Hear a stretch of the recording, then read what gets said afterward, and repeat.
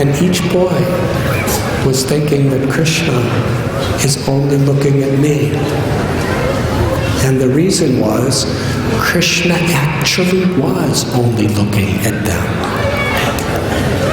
All of them. How is that possible? It's not that Krishna manifested 4 heads or 8 heads to look in all directions. Because he's a little cowherd boy, appearing to be very ordinary. He's looking in one direction. His back is towards somewhere another direction. And boys are in circles around him. But Krishna is Rasaraj. He's the king of loving relations. He has Achintya Shakti. And in Vrindavan, that Achintya Shakti is manifesting to its ultimate extent in Krishna's inconceivable power to exchange love with his devotees.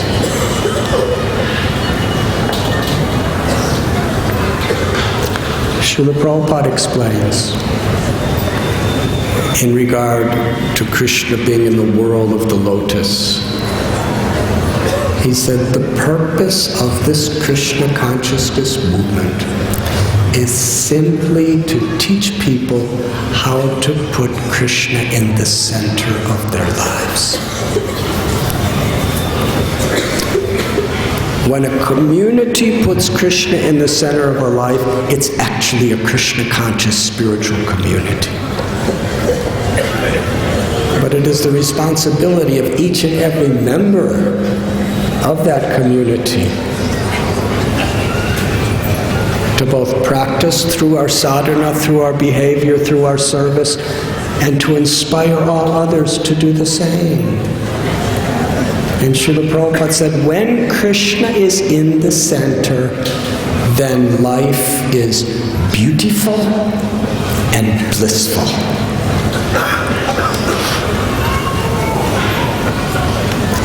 As they were sitting together, they were, for Krishna's pleasure, they were making all different types of plates to put their food.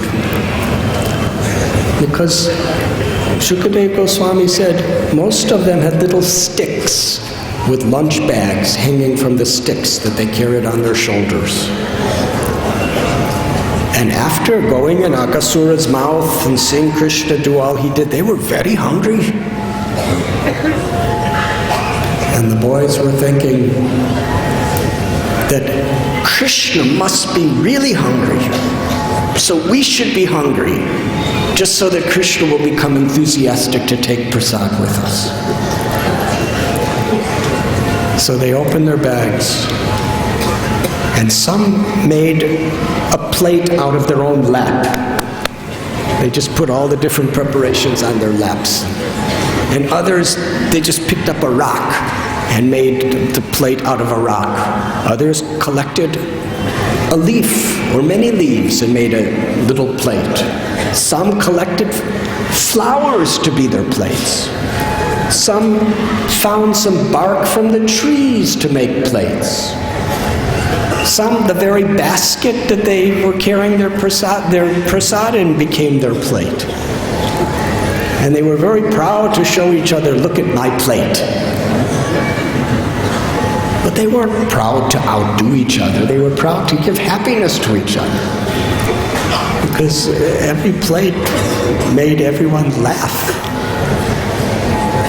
Then they started looking at their food and trying their food and saying, oh, this is so good. Krishna, try this. Sridhama, try this. Subal, try this. And they were all exchanging their food and taking it out of their mouth and putting it in somebody else's mouth and somebody else's mouth.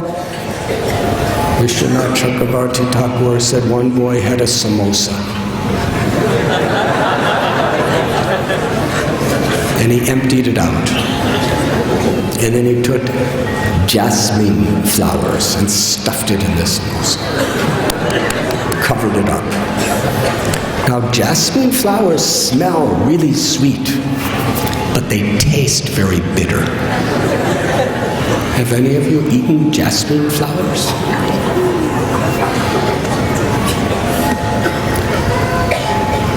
So the boy said, "Oh, this is so good, this samosa. Oh, you should try this." And another boy, yes, I will try. And everyone was watching. And he ate it, expecting samosa. But when he ate the jasmine flower, it was very bitter, and he made a very disgusted face. And everyone laughed at him. And then the boy became so transcendentally happy that he chased after the person who gave him the samosa to beat him.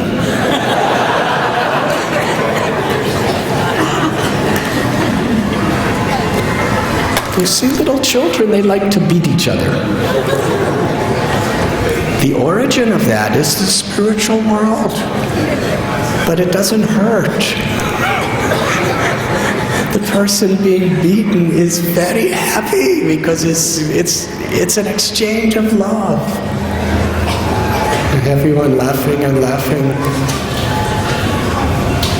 A bee came.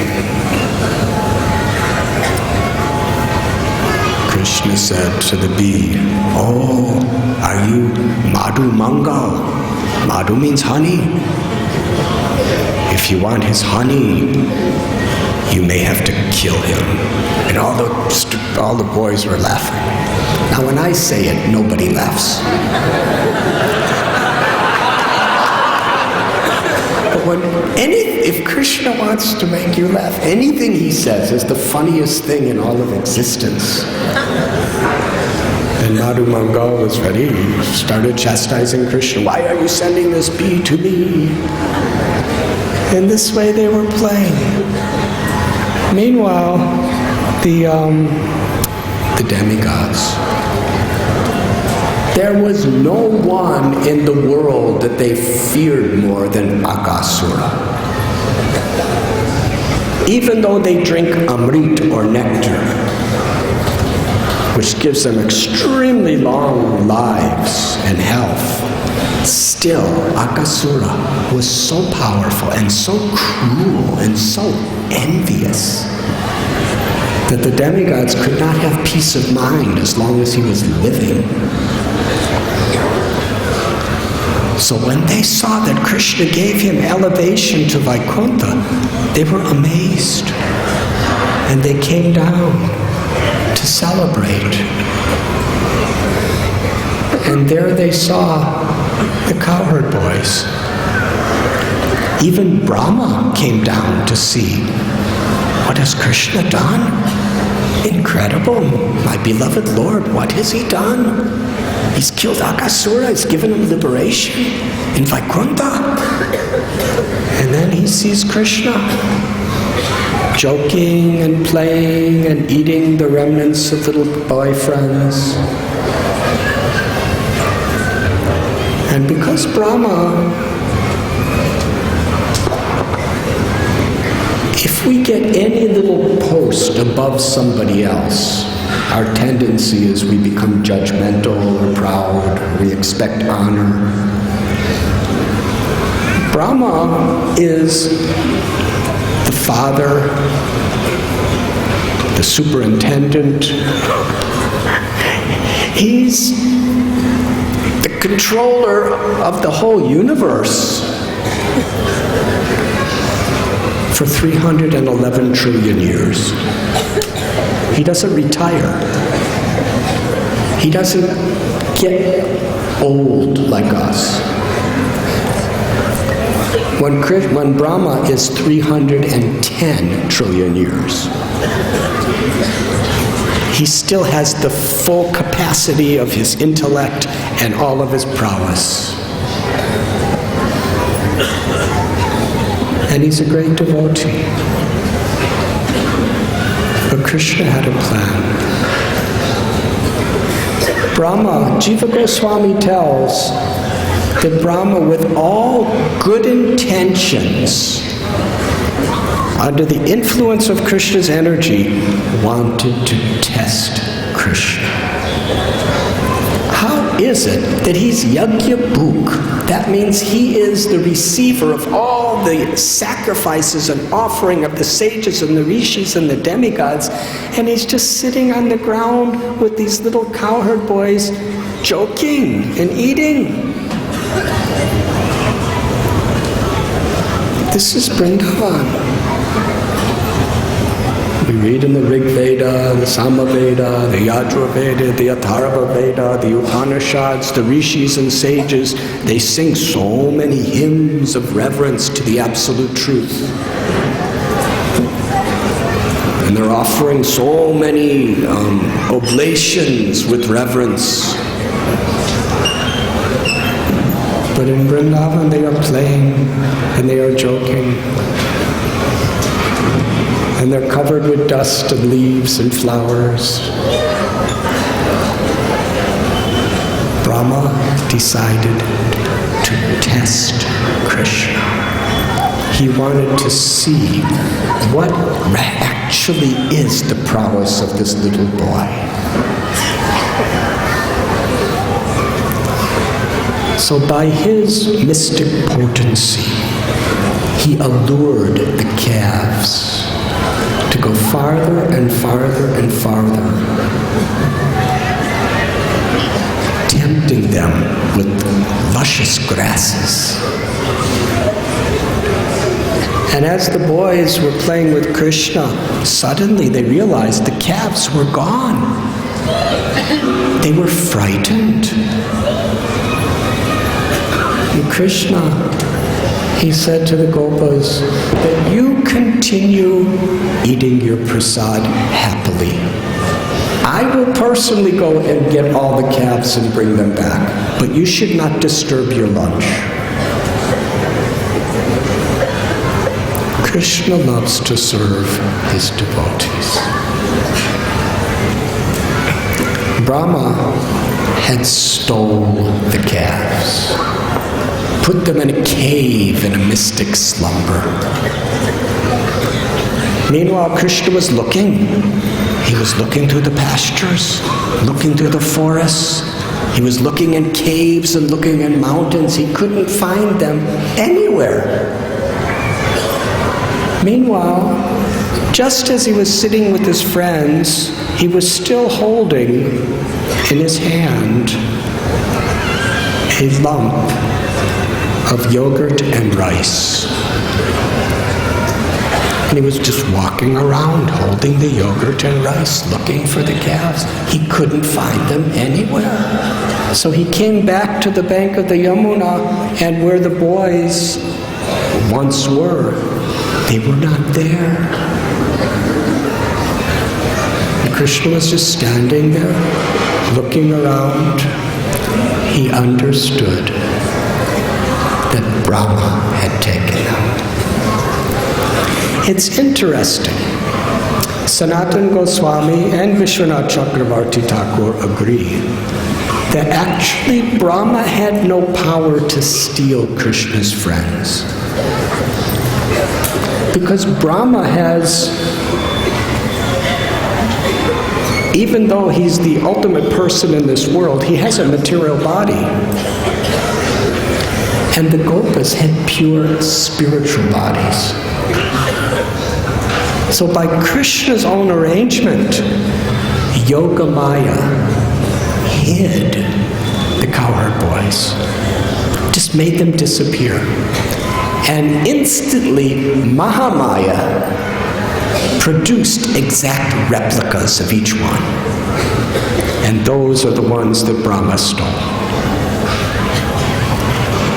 So Krishna was looking around, and his friends and the calves were nowhere to be seen. For the pleasure of Brahma, and for the pleasure of all the mothers of Vrindavan, Krishna, by his own sweet will, expanded himself into exact forms of each calf and cowherd boy. And how did he do it? It is explained that Krishna is in the heart of every living being, and in Vrindavan, Krishna fulfills everyone's desires. And all the mother cows, and all the mothers of all the gopas and gopis, they loved Krishna more than everything and anything. And as a way of celebrating, glorifying, and showing their exalted love for Yashoda, in their hearts they would think, Yashoda Mai is so fortunate. If only I had the opportunity to love Krishna as my child. Actually, they did love Krishna as their own child. But Krishna wanted to give them all the opportunity to physically exhibit that love.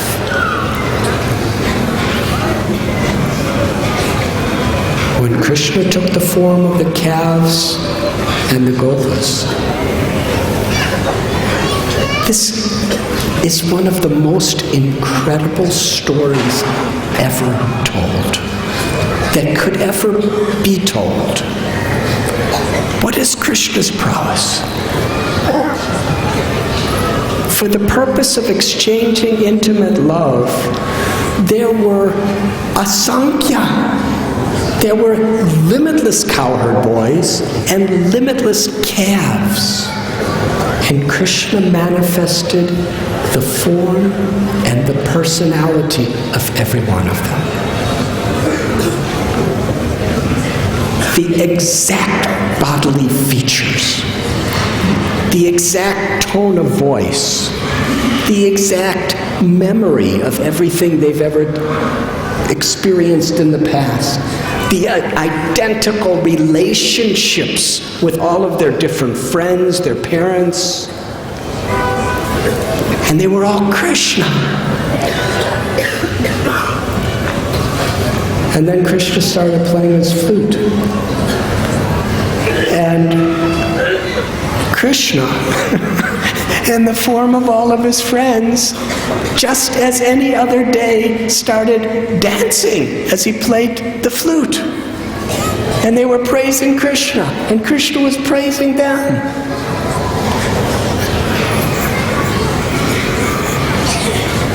It's not that Krishna was just like an actor. Krishna was so immersed in these loving relationships with himself in the form of these gopas that they were actually losing themselves in complete reciprocation.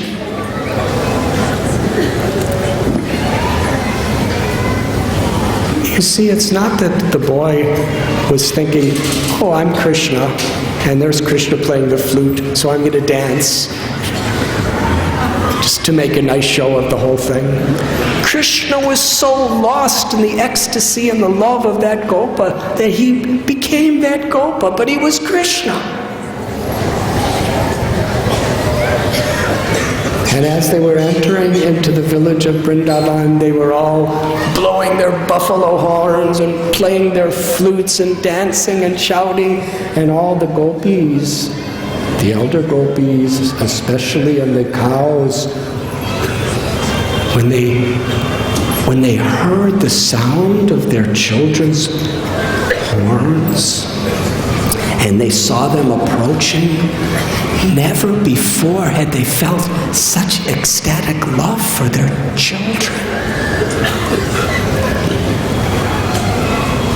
The cows, when the calves came, the cows, their milk was so profuse with love. It was just, the cows were weeping, constant tears, licking and licking and licking the bodies of their little calves, practically just licking them up with uncontrollable motherly affection. And the calves were reciprocating with that same degree and intensity of intimate love with the cows. And when the gopis, they brought their little children on their lap, even though They were just at the end of their Komar Lila, most of them. Still, their breasts filled with milk due to love. And the children were drinking the milk. And as the parents were gazing in the face of their children, it was their children. But they were experiencing the same love that they had for Krishna. And they bathed their children, and they smeared their children with fragrant natural oils. And they put beautiful garments on their children, and they fed prasad to their children.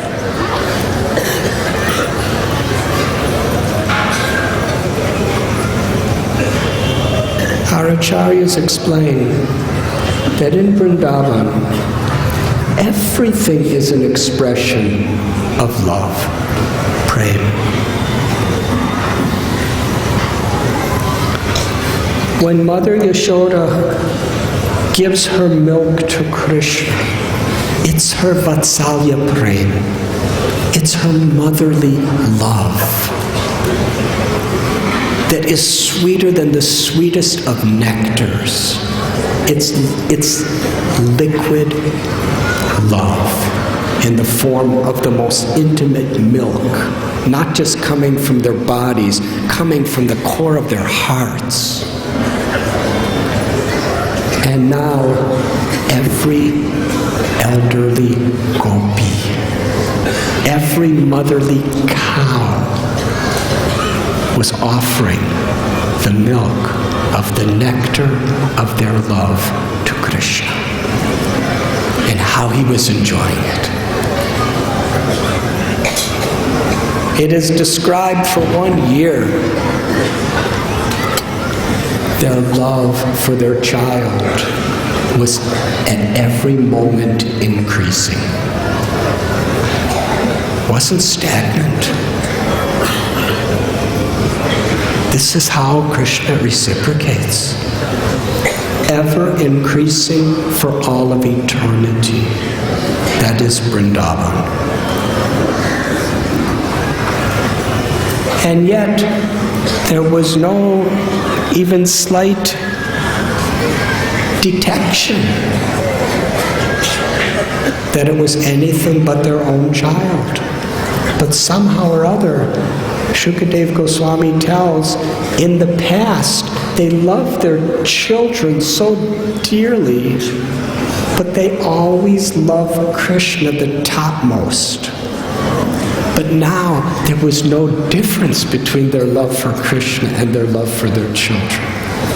Because Krishna was their children.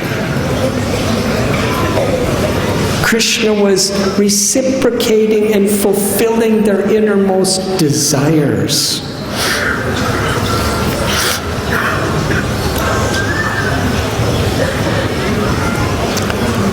About 5 or 6 days before the end of the year, a herd of the cows were on top of Govardhan Hill. And the elder calves, the Krishna calves, were on the bottom of the hill with the gopas. Now, generally, these cows, they had already had other calves. And once you have little calves, you no longer give your milk to the older calves.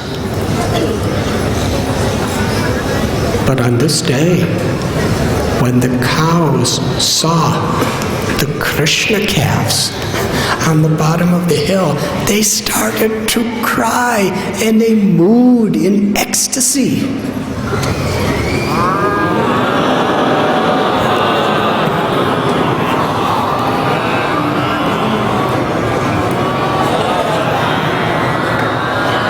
We don't sound ecstatic, you see. I'm not going to tell you what you sound like.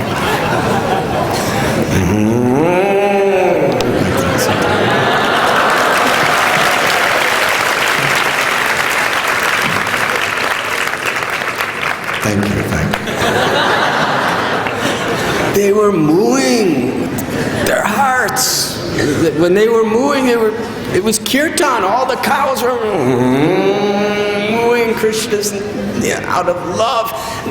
And they ran down the hill as if they just had two sets of legs, just literally galloping down the hill, and their tails were raised and their heads were raised. And it was a very rough terrain. And the cowherd men were in great distress. It was very dangerous for the cows to be galloping down a rough mountain. And when they got to the bottom of the hill,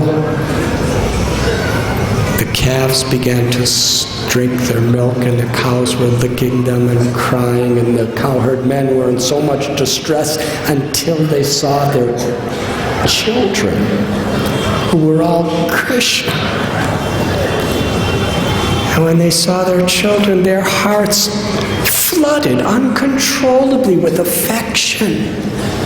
They smelled their heads, they embraced them.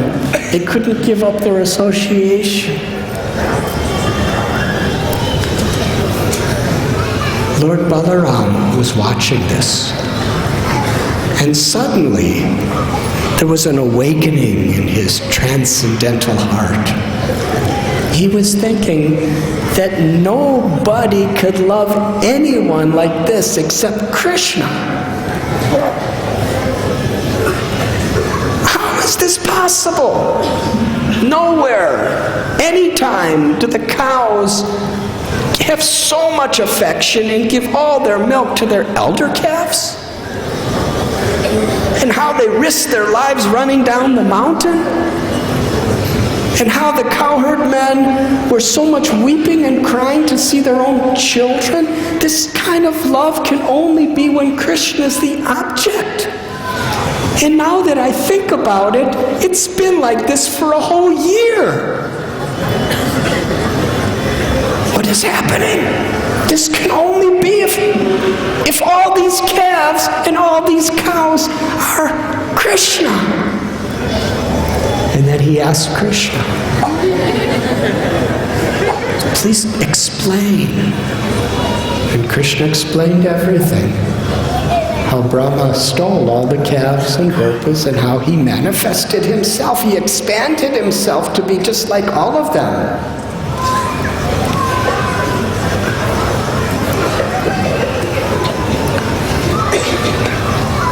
If you remember when we spoke the story of Aghasura yesterday, Balaram did not come that day because it was his appearance day. Well, a few days later, it was Balaram's appearance day.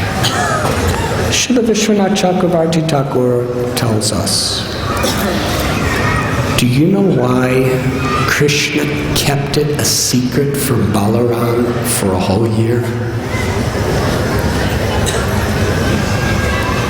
Balaram knows everything. Balaram and Krishna are the same person. But by Krishna's Yogamaya potency, even Balaram could not understand that all the boys were gone. Because Krishna knew that Balaram had such love, such deep attachment to Sridhama and Subal and Stoka Krishna and Sudama and all these gopas, that Balaram would feel deep separation from them for a whole year. And Krishna did not want to do that. So he covered Balaram over up until just a couple days before his birthday.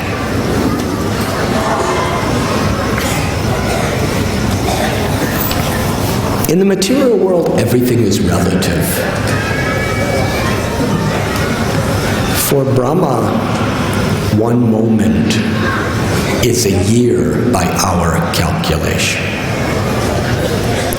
So Brahma realized, Srila Prabhupada writes, that he was playing with fire.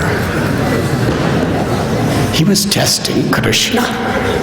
He was acting like a simple little laughing, playful cowherd boy, but still he's Krishna. So he came back to see what kind of mysteries and what kind of fun he may have created. And that year later, when he appeared, he was looking down and he saw all the calves and all the cowherd boys playing with each other and playing with Krishna, just as they were a year before. And Brahma was very confused, because he had taken those little boys and calves and put them by his own powers in sleep in a cave. So Brahma quickly went to the cave to see, and they were all sleeping. And then he came back and he saw the same children and calves playing with Krishna. And he went back to the cave and he came back to them. And he was wondering, are these children an illusion? Or are those children an illusion in the cave? Or are they both illusion? Or is it that when I go to the cave, Krishna puts them there, and by the time I get back here, Krishna brings them back here? He was bewildered. You see, the more you think you know how to do things right, the easier you can become bewildered when things do not go according to your plan. Yes? Now we have to make plans, but if we don't make plans, we don't get so bewildered. We have to make plans in this world. So Brahma is the ultimate plan maker of the universe. This never happened to him before. He was totally confused. What is happening? How is it happening? And when that confusion came to a summit where he didn't even know who he was or where he was or what was going on, suddenly every calf and every cowherd boy manifested the form of Narayan. Each one had a blue complexion like the Indranila jewel. Each one had a magnificent golden-colored crown, the Kaustubhamani, beautiful jewels and celestial flowers. Each one had 4 arms holding the conch shell, the club, the Sudarshan chakra, and the lotus flower. Each one had magnificent lotus-like eyes. Suddenly he saw before his own eyes millions and millions of forms of his own worshipable absolute Lord Vishnu. And around each Vishnu, he saw a Brahma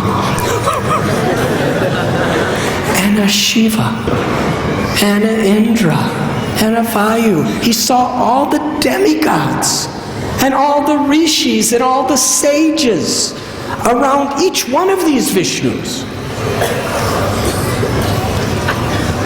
And he saw all living beings around each one of these Vishnus.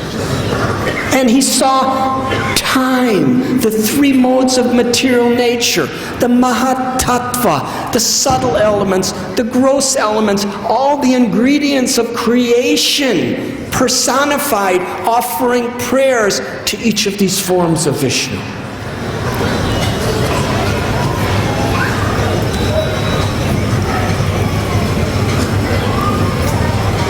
As Brahma was saying this, he became so vimohan, so totally bewildered. He didn't know who he was. He didn't know where he was. He didn't know how he was. He didn't know why he was.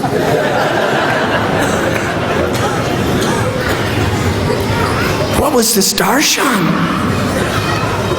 He became bewildered to such an extent, he became stunned. He felt like a little child's play doll in front of the deity of the Supreme Personality of Godhead in the temple.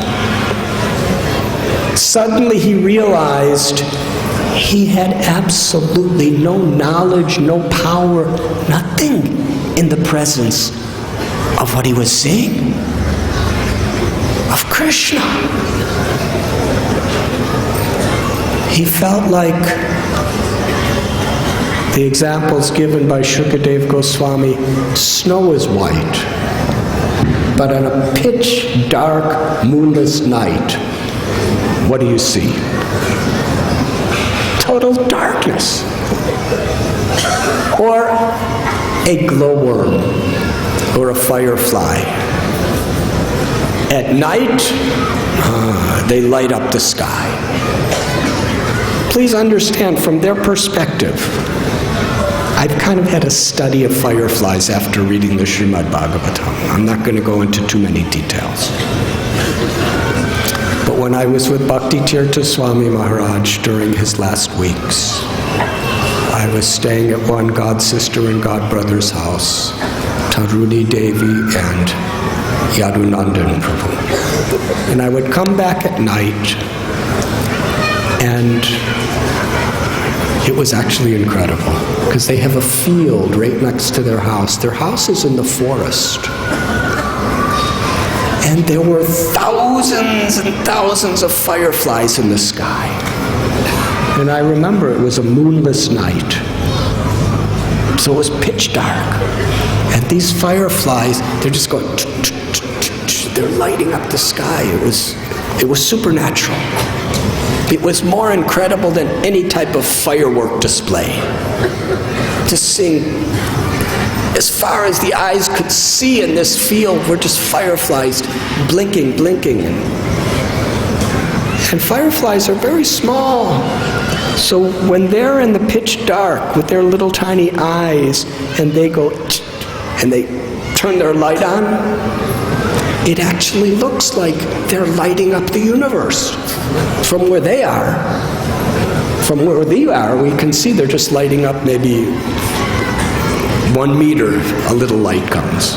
But from their little eyes, they're lighting up the whole universe is being illuminated by me. So they can be very proud. So one day I was just sitting and I was just watching, chanting japa, watching, thinking, what a miracle, what a beautiful display of Krishna. And then Yadunandan Prabhu came and sat next to me. And I said, isn't this incredible, Krishna's miracle, how he's giving the power of each of these little insects to light up like this? He said, should I tell you why they do it? I said, yes. He said, those are the males. They light up their tails to attract females. I said, why did you have to tell me that?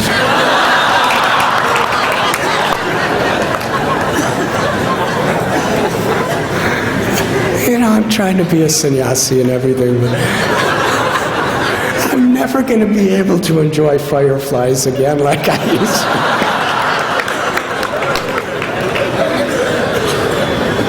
Anyways, I went inside. But the example is this, that when the firefly's in the pitch darkness, he's very proud. But when that same firefly is flying in the presence of the noonday sun, it makes, you don't even know they're there. He can try as hard as he can.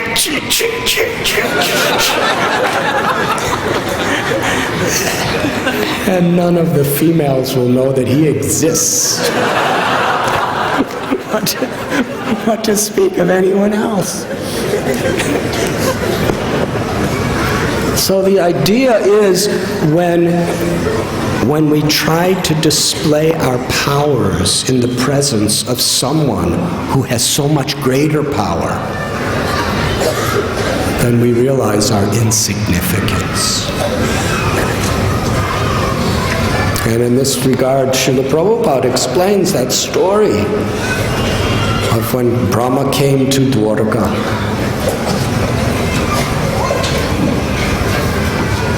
And he was asked by the doorkeeper, which Brahma are you? I am the four-headed Brahma. So Krishna said, yes, come in. And he saw so many Brahmas with so many heads. And he realized he was insignificant. Here in Vrindavan, when Brahma saw Krishna's powers, he felt so totally insignificant. And this sight of unlimited Vishnus with unlimited living beings and unlimited demigods around each Vishnu, Brahma became totally stunned. In fact, he momentarily went totally blind. He actually lost his consciousness. That's how much this affected him. And then his consciousness came back and he asked, what is this? Who is this? And then he opened his eyes again. And all the Vishnu forms had disappeared. And he saw Vrindavan.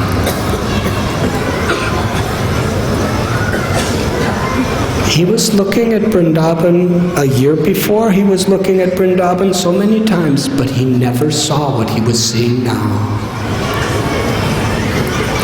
He was seeing every tree as a kalpabriksha tree. He was seeing all the ground as chintamani. He was seeing every pebble of sand and dust as more priceless than all the jewels in the heavenly worlds. He was seeing the river Yamuna as a flow of nectar, a flow of pure spiritual love.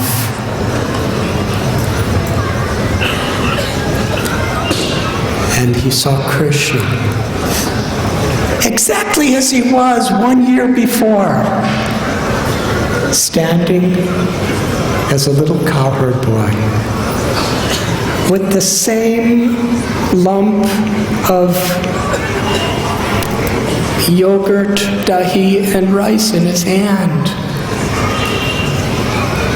very innocently looking around, trying to find his calves.